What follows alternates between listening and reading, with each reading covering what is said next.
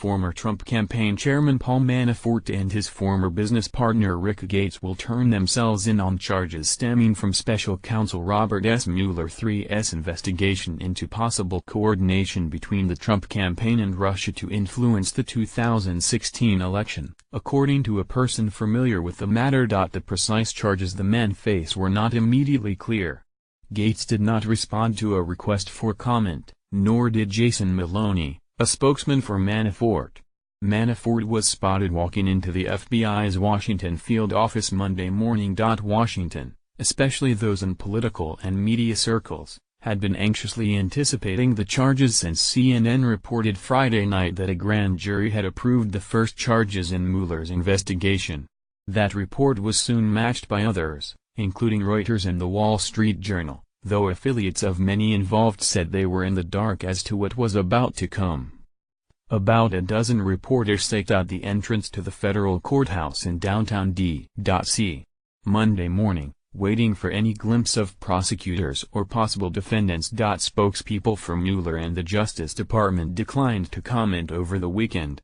They did not immediately return messages Monday. Mueller was appointed in May to oversee the probe of possible coordination between the Trump campaign and Russia, taking over work that the FBI had begun in July 2016.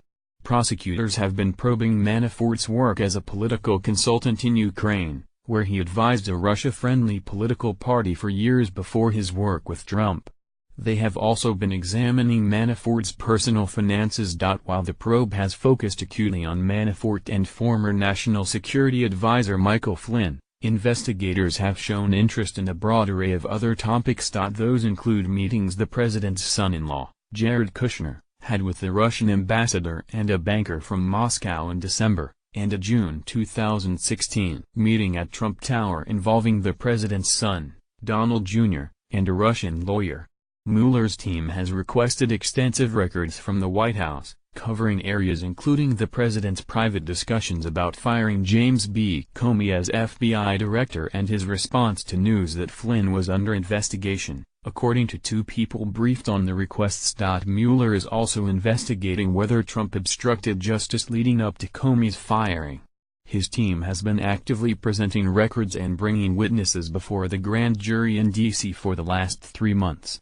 Special counsel Mueller using grand jury in federal court in Washington as part of Russia investigation. Any grand jury indictment would be shared with Deputy Attorney General Rod Rosenstein, who is acting as the Attorney General because Jeff Sessions, having served as a surrogate for the Trump campaign, recused himself from the matter. Late Friday afternoon, the federal court's chief judge, Beverly Howell, presided as host for a ceremonial portrait unveiling of a fellow judge and explained to the crowd of hundreds of guests that Rosenstein could not be present because of an important meeting he was called to at the Justice Department. FBI agents working for Mueller raided Manafort's home in Alexandria in late July, armed with a search warrant that allowed them to enter at dawn without warning the occupants.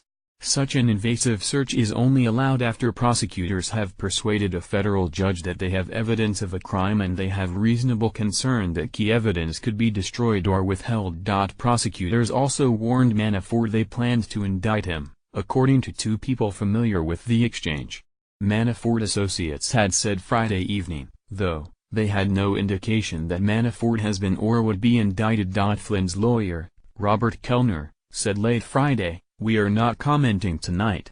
A person familiar with Flynn's defense said he, too, had received no notice of pending indictment. Wayne Holland, a McInerney Associates real estate agent who helped Manafort buy the condo in Alexandria, Virginia, that was raided by the FBI this summer, testified October 20 before the grand jury in Mueller's probe after he and his firm were unsuccessful in an effort to quash subpoenas. Holland said Friday. Holland declined to discuss his testimony, first reported by Politico, but confirmed that an opinion unsealed Friday by Howell denied his and his firm's motion to quash a subpoena by claiming real estate broker records are confidential under Virginia and district laws. Devlin Barrett, Carol Leonig, Sari Horowitz, Spencer Rashew, Ellen Nakashima, Greg Miller and Adam Entis contributed to this report.